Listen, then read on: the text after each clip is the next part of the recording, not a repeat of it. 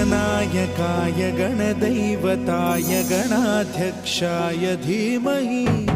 गुणशरीराय गुणमण्डिताय गुणेशानाय धीमहि